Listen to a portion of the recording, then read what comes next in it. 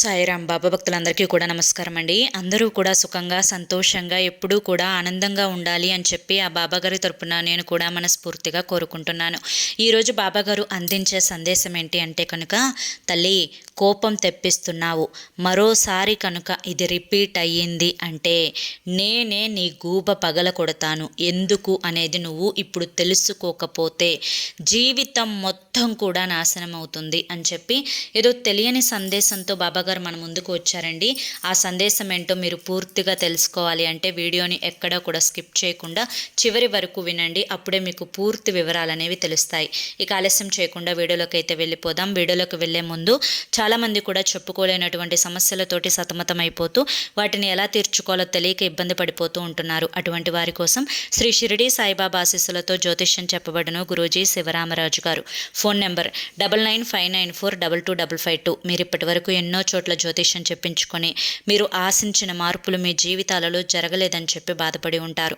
కానీ ఇక్కడ అసలు అలా జరగదండి. మీ సమస్యలు ఏవైతే ఉన్నాయో, ప్రేమ, పెళ్లి, ఉద్యోగం, రాజకీయం, సంతానం లేక ఇబ్బంది పడుతున్న, భార్యాభర్తల మధ్య గొడవలున్నా, అప్పుల సమస్యలున్నా, శత్రువుల సమస్యలున్నా అవేంటో గురువుగారికి వివరించి చెప్పినట్లయితే వాటికి తగిన పూజలు చేసి గురువుగారు మీకు రోజులలోనే పరిష్కారాన్ని చూపిస్తారు. గురువుగారు చెప్పింది చెప్పినట్లు 100కి 100% జరిగి తీరుతుంది. నమ్మకంతో స్క్రీన్ మీద కనిపిస్తున్నటువంటి నెంబర్కి కాంటాక్ట్ అవ్వండి. భార్యాభర్తల మధ్య వశీకరణ, స్త్రీ మరియు పురుషుల మధ్య వశీకరణ 100% జరపబడును. ఎటువంటి సంతాన సమస్యలకైనా కానీ గురువుగారి దగ్గర చక్కటి పరిష్కారం అనేది దొరుకుతుంది. మాకున్నటువంటి ఎన్నో రకాలైన సమస్యలను గురువుగారు రోజులలోనే పరిష్కరించారు. అలాగే మీ జీవితాల్లో కూడా సంతోషాలు, ఆనందాలు, అదృష్టాలు అడుగు పెట్టాలి అంటే వెంటనే నమ్మకంతో గురువుగారిని అయితే కాంటాక్ట్ అవ్వండి. ఇక ఆలస్యం చేయకుండా మనం బాబాగారి యొక్క సందేశం ఏంటో తెలుసుకుందాం. తల్లి, పదే పదే ఒక చంటి బిడ్డ తన తల్లిని వేధిస్తున్నా, తన తండ్రిని వేధిస్తున్నా ఆ తల్లిదండ్రులకి ఆ బిడ్డ మీద కోపం వస్తుంది. అలా అని చెప్పి ఆ బిడ్డ మీద ప్రేమ లేదు అని కాదు.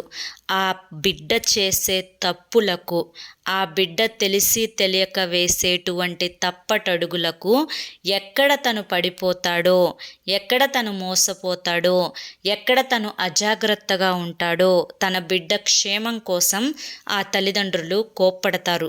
అలా అని చెప్పి ఆ బిడ్డ ఆ తల్లిదండ్రులను ద్వేషించిన, ఆ తల్లిదండ్రుల యొక్క మాట వినకపోయినా కానీ వారిని నిర్లక్ష్యం చేసి తను వెళ్ళేటువంటి మార్గాన్ని మార్చుకోకుండా ఉంటే తన భవిష్యత్తు అంతా కూడా అంధకారంగా మారిపోతుంది. అలాగే ఈరోజు నీ భవిష్యత్తు అంధకారంలో పడిపోయే అవకాశం ఉంది కాబట్టే ఈరోజు నిన్ను నేను హెచ్చరించడానికి నీ ముందుకు వచ్చాను. పదే పదే తప్పు చేస్తున్నావు తల్లి, ఇది తప్పు అని చెప్పి ఎప్పటికప్పుడు నేను నీకు నీ యొక్క మనస్సాక్షి ద్వారా తెలిపే ప్రయత్నాన్ని చేస్తూ ఉన్నాను. కానీ నువ్వు చేసే ముందల తప్పు చేస్తున్నాను అనిపించినా ఇదొక్కసారేగా, ఏమైంది అందరూ చేస్తున్నారు కదా అనే ఒక రకమైనటువంటి నిర్లక్ష్య ధోరణితోటి ఆ తప్పు చేయడానికి ముందడుగు వేస్తూ ఉన్నావు. నీ యొక్క స్నేహితులు ఎవరైతే ఉన్నారో ఆ యొక్క స్నేహితుల మాయ మాటలలో పడిపోయి ఊబిలో చిక్కుకుపోతున్నావు. తరువాత నువ్వు ఎంత ప్రయత్నించినా కానీ ఆ ఊబి లోతులో నుంచి బయటకు రాలేవు. ఎందుకంటే ఎవరైతే ఈ యొక్క స్నేహం రూపంలో ఉండేటువంటి నీ చుట్టూ ఉండే జనం ఎవరైతే ఉన్నారో, నీకు అవసరమన్నా, నీకు ఆపద అన్నా, నీకు కష్టం వచ్చినా, లేదంటే నీ కుటుంబం కష్టాల్లో ఉన్నా కానీ ఎవ్వరూ కూడా నీకు సహాయం చేయడానికి ముందడుగు వేయరు. అలాగే నువ్వు అన్నీ సరిగ్గా ఉన్నప్పుడు నీతోటి స్నేహం చేసేవారు నీకు ఏదైనా కొద్దిపాటి లోపాలు జరిగినాయి అంటే నిన్ను వెంటనే విడిచి దూరంగా వెళ్ళిపోతారు. కష్టమైన, నష్టమైన, సుఖమైన, సంతోషమైన అది నీ కుటుంబంతో, నీ తల్లిదండ్రులతో మాత్రమే నీకు ఉంటుంది. నీకు బాధ కలిగినప్పుడు వారే తోడుగా ఉంటారు, నీకు సంతోషం కలిగినప్పుడు వారే తోడుగా ఉంటారు. కానీ నువ్వు మాత్రం నీ కుటుంబాన్ని దూరంగా పెట్టి నీ బాధని, సంతోషాన్ని స్నేహం రూపంలో ఉండేటువంటి దుర్మార్గులతోటి పంచుకుంటున్నావు. వారు విన్నంతసేపు బాగానే వింటారు, తర్వాత బయట ఊరిలోకి వెళ్ళి 10 మందికి డప్పు వేయకుండానే చాటింపు చేసి చెప్తున్నారు అన్న విషయాన్ని గుర్తుంచుకోవాలి. నీ మీద నరదిష్టి వారి రూపంలోనే చాలా ఎక్కువగా ఉంది. నీ యొక్క పతనం కోసం 1000 కళ్ళతోటి వారు ఎదురు చూస్తూ ఉన్నారు. పైకి మంచితనం అనే ముసుగు వేసుకొని లోపల నీ యొక్క నాశనాన్ని కోరుకుంటూ ఉన్నారు.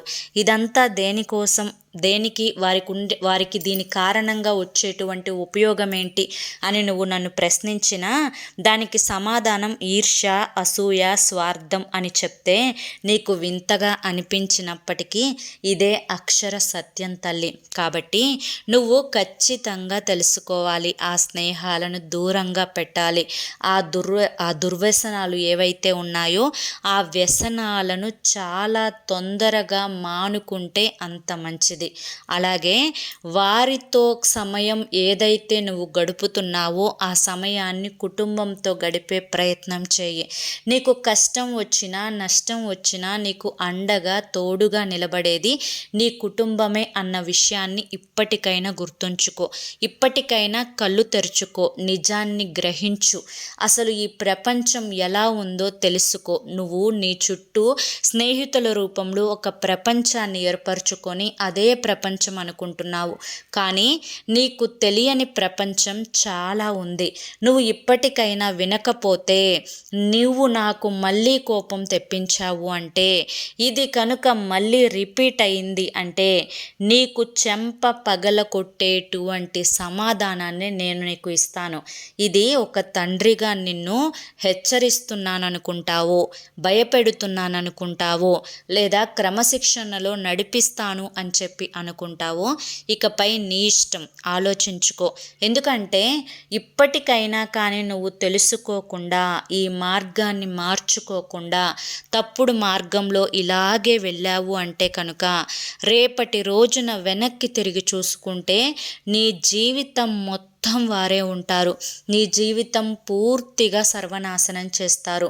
అలాగే రేపటి రోజున నీ జీవితం నాశనమైన తర్వాత ఏ ఒక్కరూ కూడా నీకు ముందడుగు వేసి సహాయపడటానికి ఏ ఒక్కరూ కూడా ప్రయత్నించరు. అది గమనించుకో, గుర్తుంచుకో అని చెప్పి ఈరోజు బాబాగారు మనకి చాలా చక్కటి సందేశాన్ని అందించారండి. మరి బాబాగారు అందించిన ఈ సందేశం మీ అందరికీ కూడా నచ్చింది, అర్థమైంది అని చెప్పి అనుకుంటున్నాను.